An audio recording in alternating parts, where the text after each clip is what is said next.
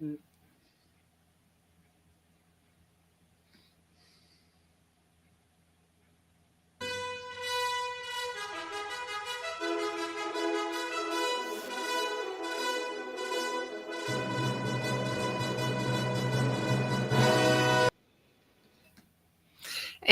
welcome, Hoosier fans, to another episode of Doing the Work, the first show on the Back Home Network dedicated to covering Indiana women's basketball. Today is our 161st episode, recorded on the evening of Wednesday, April 9th, 2025. I'm your host, Kathy Amos, and joined by my co-host today is Jeff Marlow. Today, we will be taking a look back and reviewing our Indiana Hoosiers 2024-25 season. But before we jump into the bulk of our show here, I will start us off with our Hoosier Proud banner moment, just like we do every show.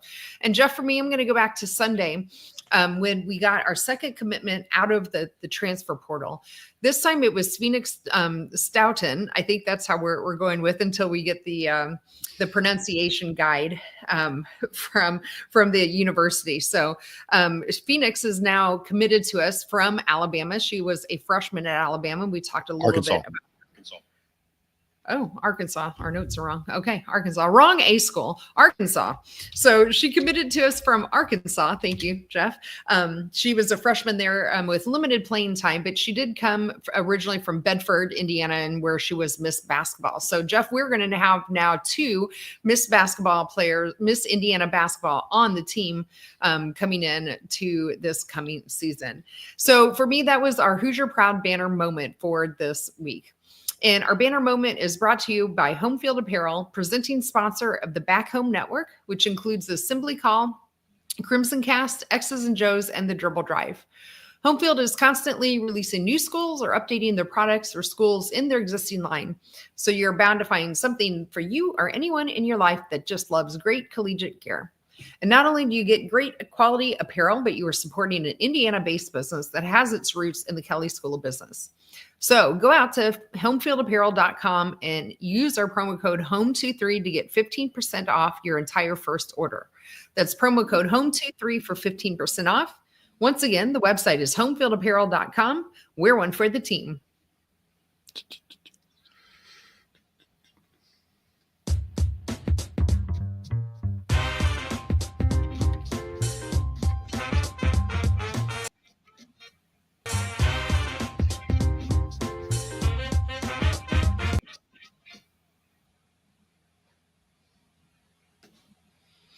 All right, so we'll cover a little bit of news. I already covered the main headline for us with our transfer Phoenix coming in from Arkansas, not from Alabama. So that's our main news that we have coming in. It was a dead period from April 4th through the 7th. So there weren't any visits.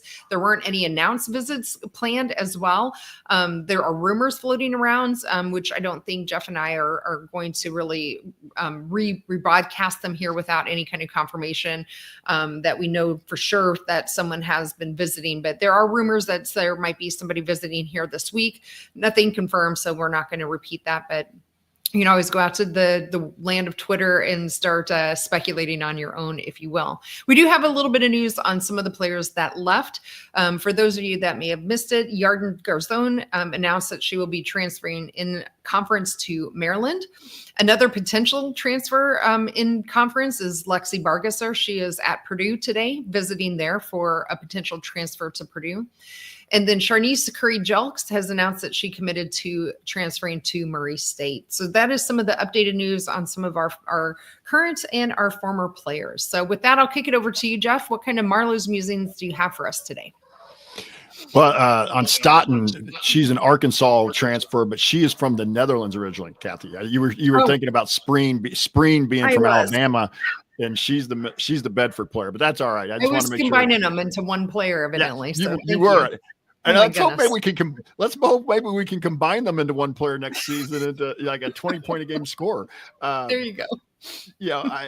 I'm going to take the chance here to kind of go back and look at the national tournament a little bit. Congrats to UConn and Gino Auriemma and the Huskies for winning the national title, their first one since 2016. And we talked a little bit about this last week. I can't remember if we're on the air or off the air.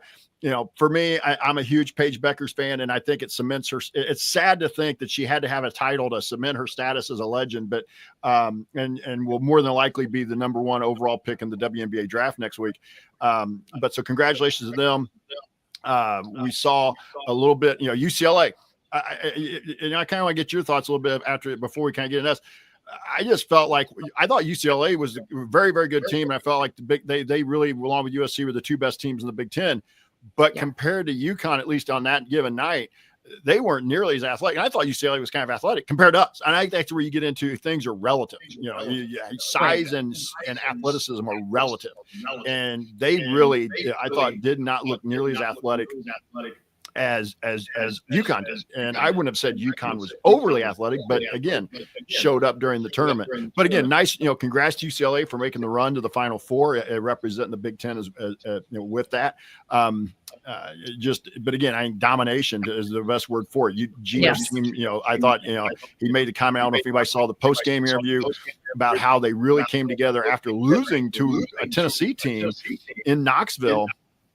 And then they really kind of put it together, didn't lose again from there. And they went into Columbia and beat the crap out of South Carolina in Columbia, and then did it again on Sunday. Right. So from that standpoint, now, like you said, Kathy, kind of getting in a dead period here. The portal is going to kind of be hit or miss, and not just for Indiana. I think it's going to be news will trickle out around the country. I will say this: today or yesterday, saw it was Olivia Miles announced she's going to TCU. Yes, TCU. From Notre Dame, and so.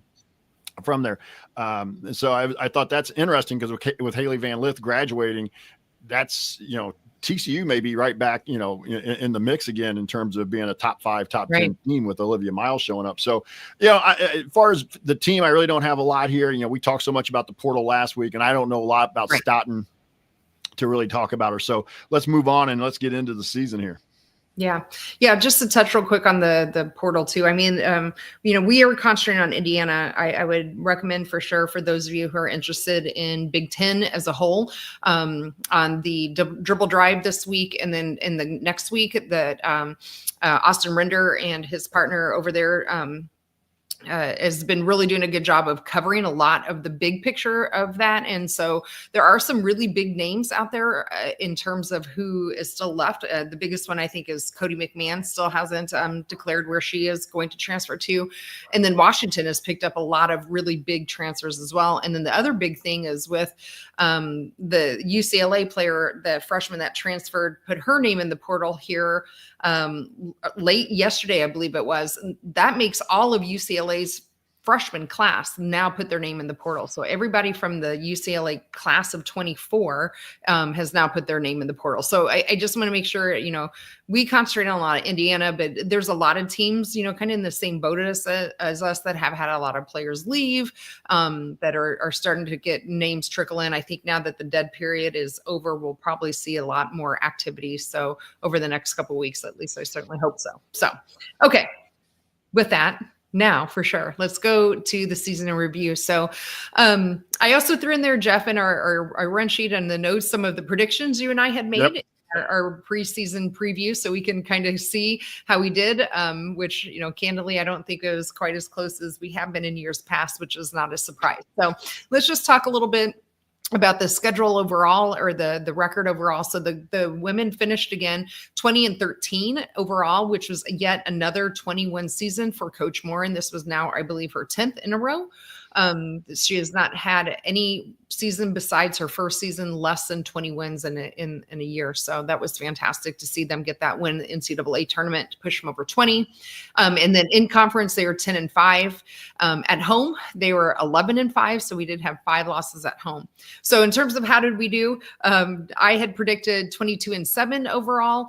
So a little more bullish on us than I thought. And then in conference, I said 12-6. And then Jeff had us at 24-5. And then 14-4 in conference. So a couple more losses than I think what you and I had predicted. I didn't break it down for myself. I could have if I wanted to, but I didn't want to, candidly. So I didn't break down which games I got right and which games I got wrong, but not too bad off here. So Jeff, what are your thoughts though, just in general, kind of overall, from what your overall feelings were from this season in terms of a record?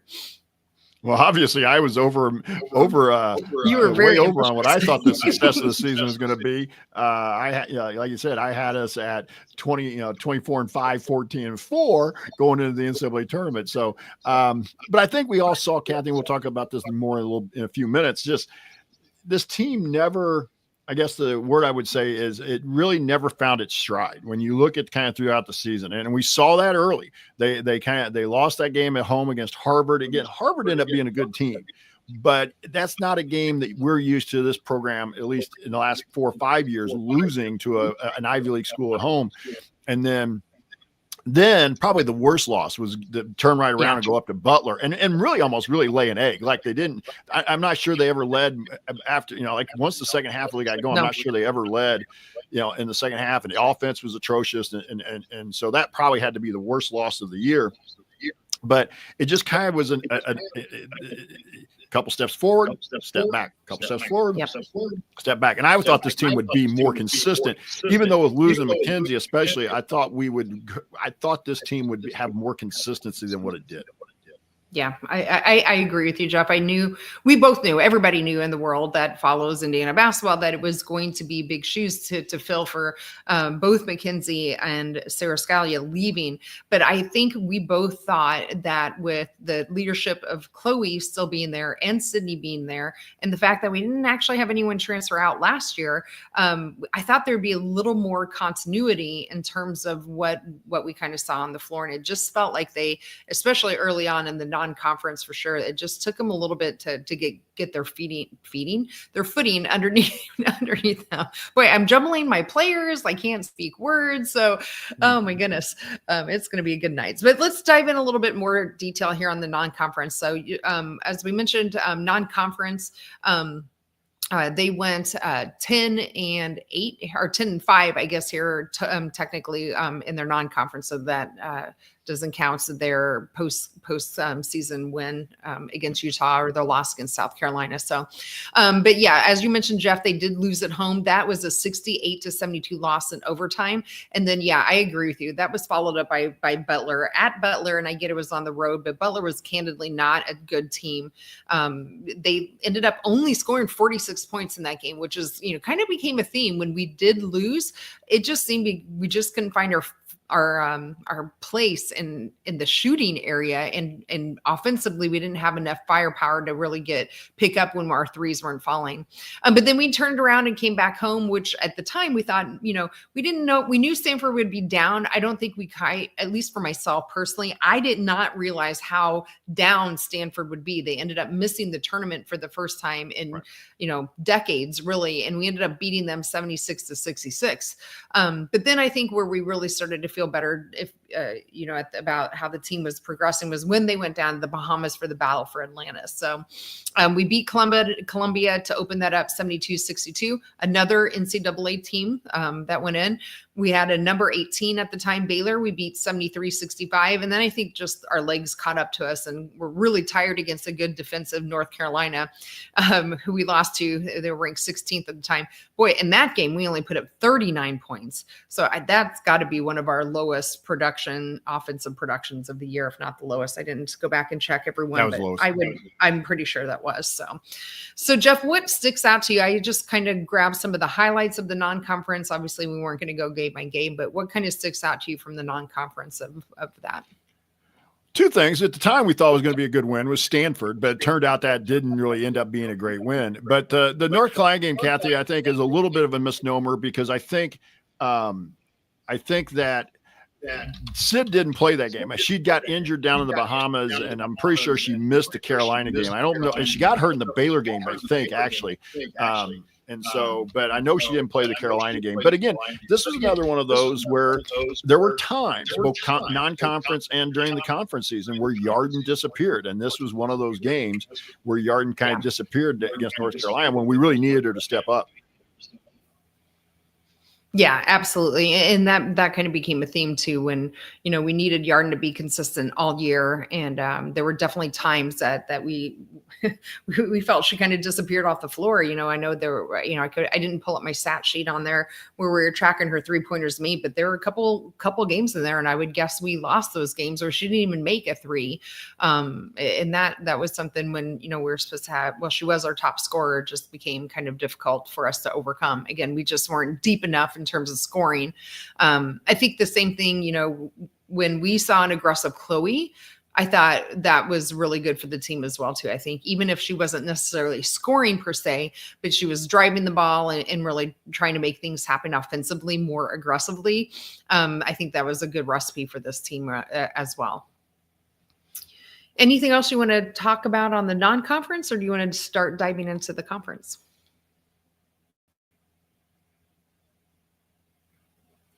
I might have lost Jeff. Are you still there?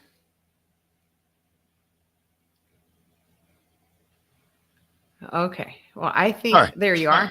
Hi, welcome back. Yeah, well, you froze up on me.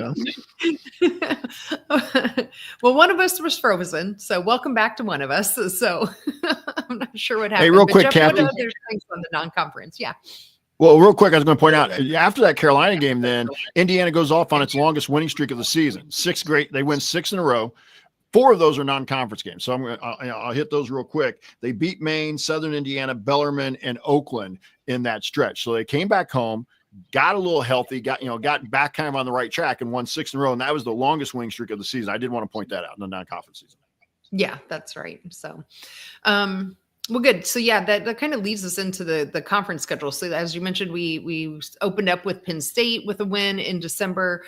We also had Wisconsin at the end of December with a win, and then we really got into the heart of it here in January. So they're in January. So kind of we'll start there. So one of our first, one of our other home losses for the year came, of course, against UCLA.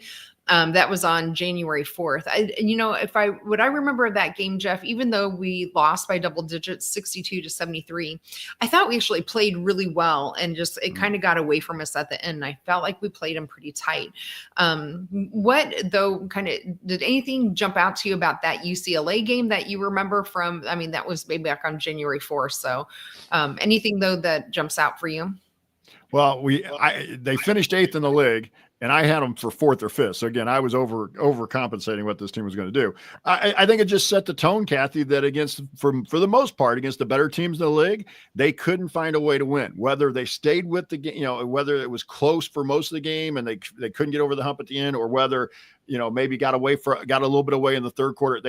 There was a point in this game where the other team, in this case UCLA, but it happened against USC. It happened, to a certain degree, Michigan State. I mean, the top teams in the league we really struggled with, and it showed up, in the wins and losses, because we didn't really, outside of Ohio State, and I'll come back to that in a minute, as we talk along, but we really didn't have a win over a top flight Big Ten team. Yeah, absolutely. So yeah, I should back up here. I need to correct myself. I said we finished 10-5. We finished 10-8 in conference. As Jeff pointed out, we finished 8th overall. I had predicted us right around 6. Jeff had us at 4-5. So yeah, I think you were thinking we were going to pull maybe one of these UCLA, USC games out. We lost both of those. One surprising on the positive side, the W side, I think at least for me, was the win at Iowa. I wrote that down as one to highlight. We ended up going into Iowa, and I thought that was one of our most complete games that we were able to see from start to finish, was when we went in a very, very hostile environment in Iowa City, and we beat them 74-67. Now, I should point out as well, I was kind of in a lull there, if you will, that was in the middle of their 5-game losing streak that Iowa ended up being able to turn around and right pretty well with some good wins later on. But regardless, even if Iowa is, down from the last 2, 3, 4 years of what we know them, it is still a difficult place to go into. It's a well-coached team with a very well put together team. And for us to go in and get that win. And what I remember is we were winning most of the game. Like, I don't know that we trailed a whole lot in that game, if at all. So that was to me one of our more complete games that we saw, especially being won on the road.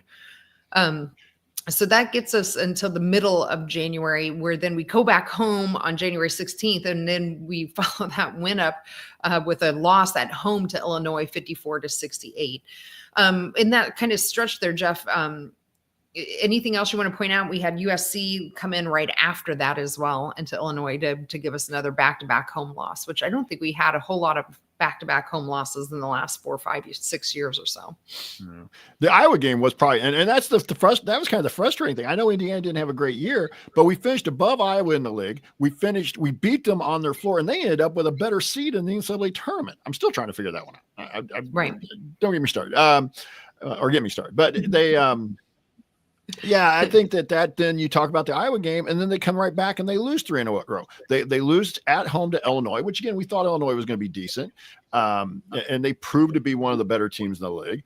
Again, what I was talking about, we didn't beat one of the upper echelon teams.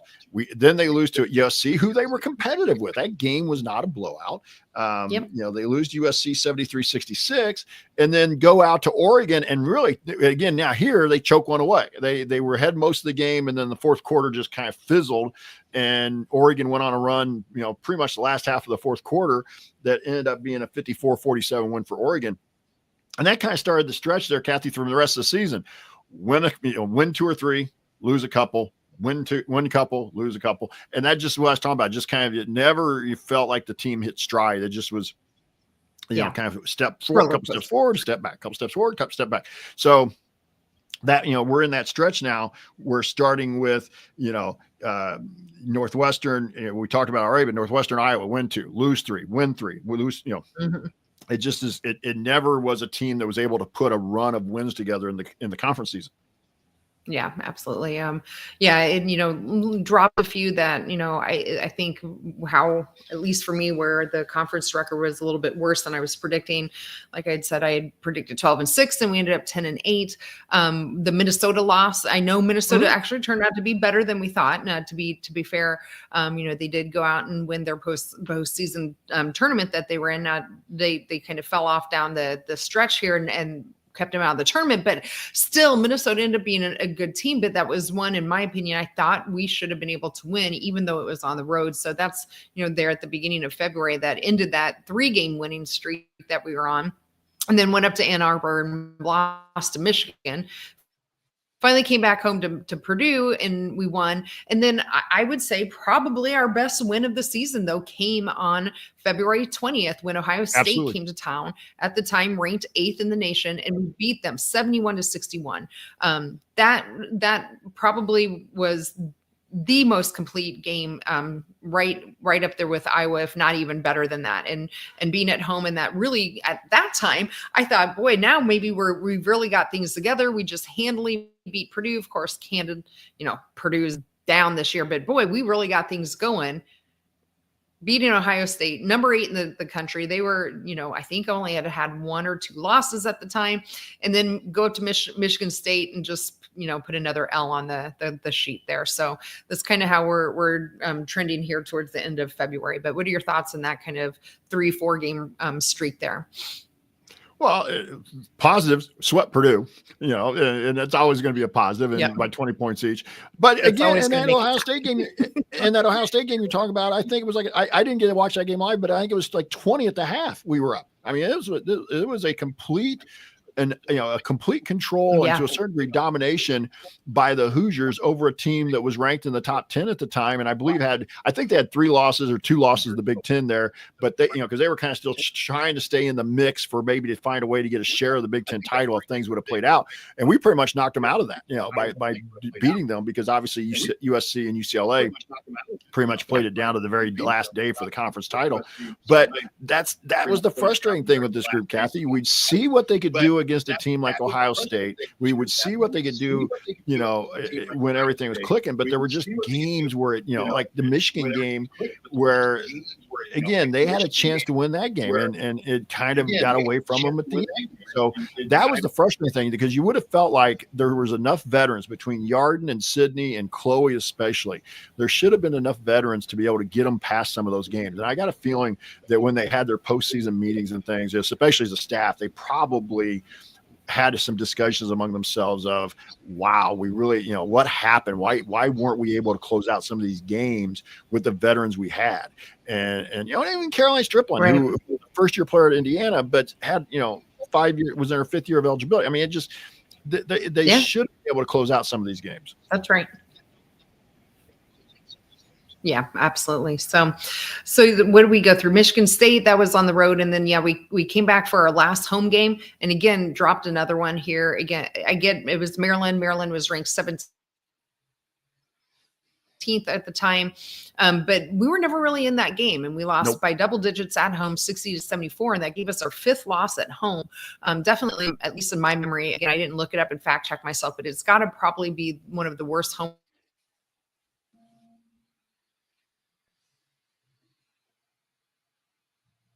records we've had here recently. It's fun to go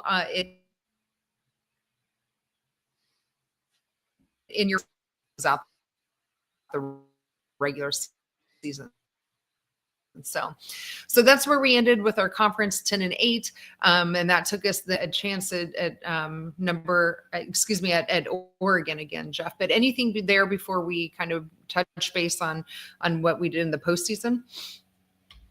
No, I think I've given my thoughts on the conference season as much as I can. Okay, me too. Cool. We'll move on. So as I mentioned, we opened up Big Ten tournament play against Oregon with a win. So we kind of definitely, got our revenge against Oregon for that low scoring game and put up 78 points on them and only allowed 62. Again, this is one I would definitely put, if not number 3, but at least in the top 5 in terms of the most complete game that we saw from this team this year. Then had our chance with USC. And then again, even though that score says 79-84, we lost to them. It just felt kind of closer to me than that actual score. But and then so we bowed out of the Big Ten tournament there again on Friday of the tournament. So Jeff, any thoughts on the Big Ten tournament?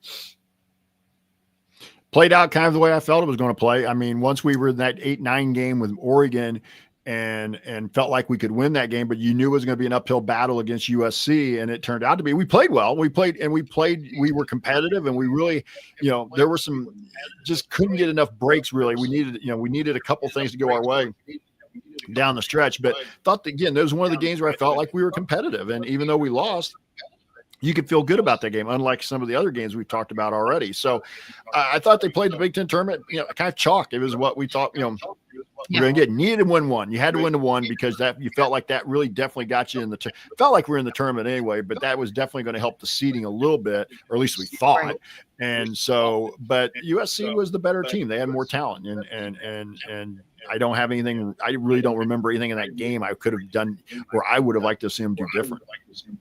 Right. Absolutely. Just the USC had the deeper, more talented team for sure at the time. So, well, that got us then into the NCAA tournament where we were in the 8-9 game against Utah, which we ended up winning that game 76-68. By the way, Jeff, I don't know if you've seen this going around on Twitter, but there was one person that had a near perfect women's bracket out there. They had one game that they got wrong. It was the Indiana-Utah game. So it just goes to show you don't want to bet against Coach Morin and the Indiana Hoosiers in that, at least the first round of the NCAA tournament. So I thought that was kind of funny stat. And then, of course, we went on to have to play South Carolina. That was in South Carolina where we lost 53-64. Again, I think, we were up at halftime in that game, Jeff. So I don't know if you were able to go back and watch any of the highlights or not of that since I know you were on vacation, but we were up by 1 at half. It was just that third quarter, and really not even the entire third quarter, that it just got away from us. The other 3 quarters, we outplayed them. So it's just too bad. It was just another example of a game where we just couldn't quite put it together for a full 4 quarters. In this case, it wasn't at the end, but it was in that third quarter for us where, it used to be kind of money for us. But that's kind of how we ended our season then, with a loss against South Carolina on the road. But any other thoughts from you on the Big Ten or NCAA tournaments? Again, kind of went the way I thought it would go. I really felt like we were going to win the Utah game, and I really felt like South Carolina game was going to be an uphill battle. We played well, from what I understand, but it was not. I was not shocked by the outcome at all. So I thought we played about to what we were. As once I kind of made my peace with where the season was, I felt like we played to, kind of the level, but I just was hoping we'd be at a little bit higher level. And you would have liked to maybe been, if they could have won a couple of those games, if they win hold on to the Oregon game, they hold on to the Michigan game.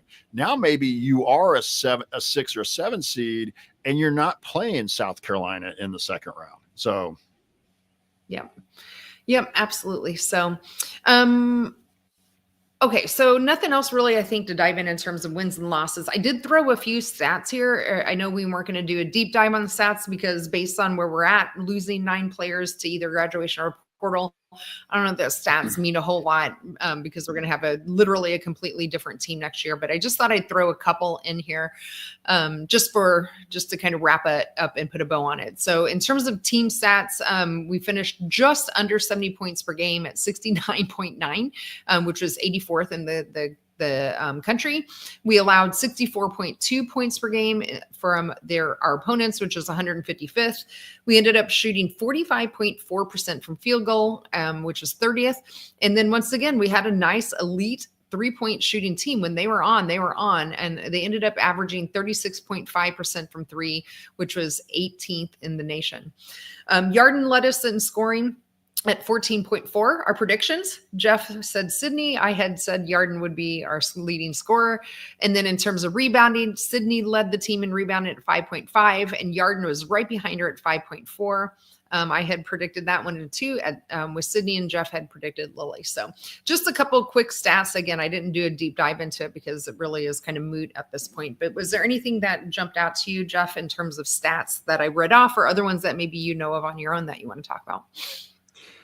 Yeah, this first of all, when your leading rebounder is only basically getting 5.5 a game, I think there's an issue there. But I'm not trying to take anything away from Sid. She was giving us everything she had and doing a pretty good job. But it tells you our post players especially were not being active or giving us what we thought they would at the beginning of the season. Because I thought Lily would be our leading rebounder at the beginning of the season. So the other thing too is turnovers. We talked about it several times over the course of the season. This is a team that actually turned the ball over more than its opponents did this year. And so that's kind of unusual for a Terry Morin team. Most Terry Morin teams, our turnovers are fewer than our opponents, and not this year. We actually turned it over about, I'll say just roughly 1 a game, but we had 474 turnovers and we forced 459. So about half a turnover game, I would say. That's just something we weren't used to. And we saw this in the Harvard game. We saw it in the Butler game. We saw it in, a couple other games where the turnovers were 20 plus. And that was kind of the telltale sign when we start turning it over, this team really struggled because it just didn't have a way to kind of get back on track. And that was a couple of the numbers I really looked at. And then real quick, just to point this out, and I'm sure the workaholics know this, Shay's the only one coming back. I mean, Shay is the only one that's bringing any numbers back. She's going to come back at 11.8 points per game. And I know we're adding Spreen, we're adding Stoughton, but we're going to add more in the portal. We're not done because otherwise we're going to have a 6-person team. But it does lead you to for a group for you and I who've done this show now, 3.5 years, 4 years, whatever we've done it. This team, we've been used to a lot of vets coming back. That's not going to be the case. They're all gone. This is not, and it wasn't just graduation. It was with the portal and whether it was fit or NIL, whatever it was, everybody's taking off. And so Shay will be back, and I'll be interested to see how she plays with this new group coming in. But it'll be interesting for us as we move into the off season and into next season, how this new group kind of fits in to the things that Terry Morin has been used to preaching: defense, taking care of the ball, things like that. Right. So, and how well they'll mesh, because one of the things that Terry has really been big on is, kind of earning your time and earning your, understanding your role. Well, that's not going to be the case this coming year. I will say this: it was asked and also the workaholics, and we brought this up a couple different times during season. I was going to ask you too. I think Lene Beaumont would have helped. I really do, because I've been adamant, and I may be proven wrong. I think Lene could be a star. I think she has star written all over. Yeah. But she would have helped this year because I think she would have been a ball handler. She would have been somebody who could have scored. She has some moxie to her game. So I think losing Lene and not having her for any minutes throughout the year, I think really did set this team back some. I do too. And so it'll be interesting to see how she fits in with the group that's coming in, because she's been used to a whole bunch of other kids. And now she and Shea both are going to have a whole pretty much new team around them. But I still think Lene to me could be very well a key for next year, because I think she and Shea will know what Coach Moore wants. But also, like I said, I think Lene has the ability to be a scorer. And I think she has the ability to really show some things out on that floor that this team didn't have or wouldn't show for one reason or another. That's right.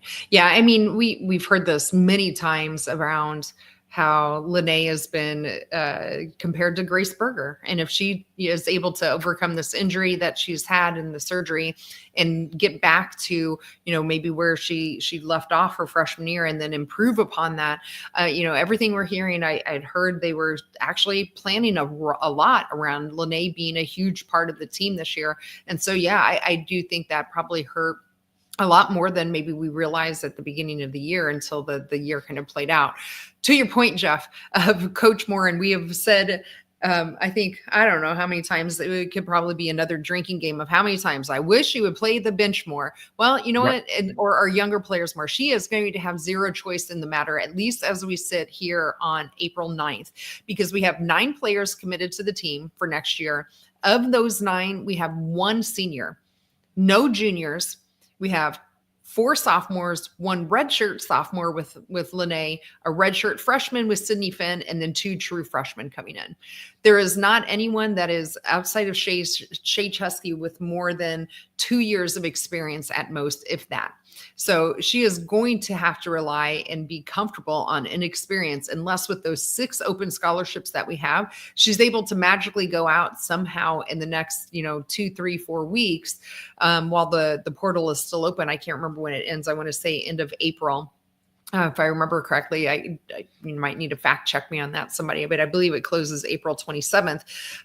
For people entering the portal, that means, they think they can commit to later, but unless they kill it in the next couple of weeks with a lot of upperclassmen, we're going to have no experience outside of Shea for the most part on this team, because even the 2 transfers that we have coming in, they played sparingly coming in on their former teams. They were used very sparingly. So we have, and then you look at even the sophomores that we do have returning between Faith Weissman and Valentina Kataklova. They didn't play hardly at all either. And the only time we saw Faith get a significant amount of minutes was, I believe it was in our Big Ten game against Oregon, when both of our other bigs between Caroline and with Lily got in some foul troubles, and she had to play. That was the only time I think she got to double-digit points, or minutes at all. So while I believe she is very talented, I mean, everything on paper seems like she's going to be, she doesn't have the experience at the collegiate level yet for us to know that experience and that athleticism and the talent we saw and expected coming from high school is going to translate into what we need at a Division I level to really compete. So it's just, there's so much unknown. We'll continue to, come back here every couple of weeks here and discuss it with our with our chat mob here, the workaholics. And in here, there's a lot of speculations, but yes, to answer, I think your question too on the speculation, would Lene have helped? Yes, I do. We're just gonna have to get comfortable at this point now for next year, knowing that we're probably going to be going into a down year and a rebuilding year, and we're going to have to be comfortable with a lot of inexperienced players learning on the job, so to speak. Jeff, anything else in terms of just like high level things from the year you want to kind of talk about? We already talked about around the Big Ten. I don't think we need to talk about that at all. So we can just jump into final thoughts if you want. Was it the season we were hoping for? No. Was it the season we'd been accustomed to? No. But I will say this: I felt like Coach Moore and the staff kept battling. The kids kept battling. It would have been easy in the middle of February to just kind of roll over and quit when they lost a couple and it looked like they might not finish in the top half of the league, and you would have had to play the first day of the Big Ten tournament, but they found ways to get some wins. And again, I'll take the fact that we swept Purdue. Color me happy for that right there. But as we just got done saying, Kathy, I think as we wrap this season up and kind of think about 25, 26, this is a blank slate. This is going to be unlike any season, at least you and I have dealt with in terms of since we've been hosting, doing the work. We're used to people coming back. We're used to high expectations. This is going to be a really, a clean slate of what this team has and who it's going to be and how it's going to shake out. But sometimes when you're coaching, that can be also the most fun because sometimes people don't have as much expectations and you're just kind of working behind the scenes, flying under the radar. And all of a sudden, you're winning some games. I also think this means I'll be interested to see what the non-conference schedule looks like. I really do. I think the non-conference schedule will be loaded up with maybe not quite as good a teams. I'm not sure you'll see a Stanford or a battle for Atlantis this year. I think you'll see more of the Bellarmine, Southern Indiana, an Ivy League team, which we don't want to take for lightly, but I think you'll see more of that kind of non-conference schedule because I think there's going to be a premium on wins and a premium on trying to get this team into some type of cohesiveness going into the Big Ten season. And again, I know we play a couple early in December, but I'm thinking more post Christmas. Get to January. Can we get to Christmas and have several wins that we've added, and look good in the wins and losses? And then maybe we're starting to gel after Christmas as we head into the Big Ten season. And of course, the schedule will basically a flip next year. You'll go to USC, UCLA. The Washington, Oregon will come here. I mean, so you're going to get kind of schedule flip next year. But yeah, I think for you and I, and whereas we do this through the summer and we talk about changing some of the things we do in terms of the podcast of things, but it'll be interesting to see what this team looks like come November. Yeah, absolutely. So just to go back to my comment, I said not the two transfers coming in didn't have significant minutes. I guess Phoenix did average 25 minutes when she played last year at Arkansas. So I guess, 25 minutes is more than I was remembering. I was thinking it was more like around 15 or 20, but still 25 minutes, I guess, compared to what I guess some of our players have averaged well over 30. To me, it's all relative, like we were talking about. But yeah, I agree, Jeff. It was not a year I think we were expecting either from a fan's perspective, a staff perspective, or a player's perspective. At the end of the day, we still made the tournament and we made won a game in the tournament, and we finished in the top half of a very strong Big Ten. And we had yet another season where we had 20 wins. So with all of that adversity, losing our two top players last year, I still think that was a great coaching job from Coach Moran to be able to get the players together. And especially with at least one injury that we know probably impacted her original game plan coming into the season. So like I said last week when we talked, I really think this is going to be the biggest challenge of Coach Moran's coaching career in terms of filling out the rest of the roster. As I mentioned, we only have 9 players committed right now. That means we have quite a few more. We have 6 in theory we could get. Not that we need to have 6. We typically don't always fill that. But it's a tough road, I think, here over the next few weeks. So we're just going to sit back, relax, and as much as we can relax, at least buckle our seatbelts up and go along for the ride and see where we land. And along the way, Jeff and I will be here to, try to talk about it as we can. We will, again, probably take at least 1, if not 2 episodes coming up once the roster shakes down to break them down in more detail. And then I'll know exactly how, who people are coming to us from in minutes they played and things of that nature. And I won't have to try to guess off of the top of my jumbled transfer portal head that I have right now, because I've been candidly been looking way too much at what's going out on the land of Twitter, and it's getting all jumbled into my head. So we'll get it all straightened out for you, and Jeff will keep me straight, but we'll definitely be back and come along on the ride with it with all of you. So Jeff, that's for me. That's my final thoughts. I'll quit rambling.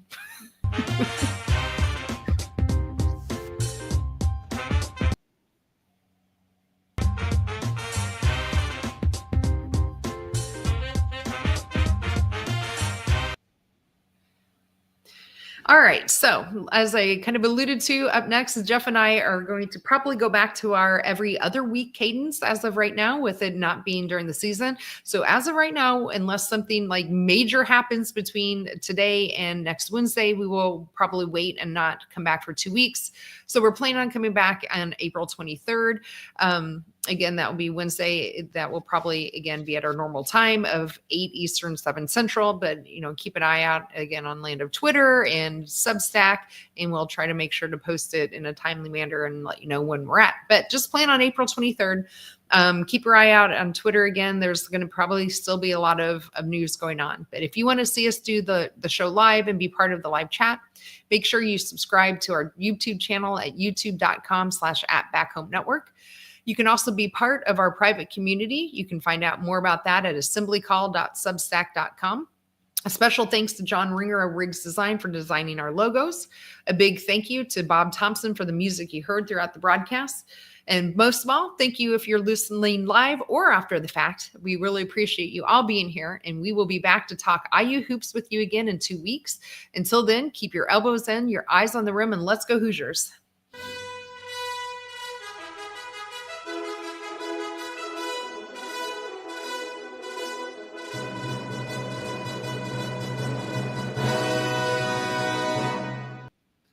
All right. Yes. So we have a request for more player interview or two this season. Yes. Well, we'll have to see, Sean, on how that kind of works out with schedules and budgets and things of that nature. So yes, we only have 2 people coming in with experience right now. So hopefully we'll get some more experienced people. But just to kind of address some of the other questions. Yes, 2 Miss Basketballs on the roster. One's the incoming freshman. The other one is the one transferring in for us. So. And the girl from Missouri was Miss Basketball in Missouri. That's right.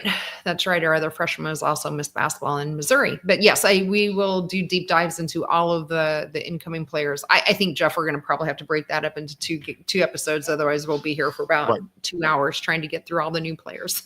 I think you're probably right. And we may not do everybody. It may just be we have to pick and kind of choose which ones we think are going to be. That could be impact. Yeah. As a side note, another plug for another podcast is the Hoosier Connect podcast. Sydney Parrish is now taken over for Mackenzie for hosting that.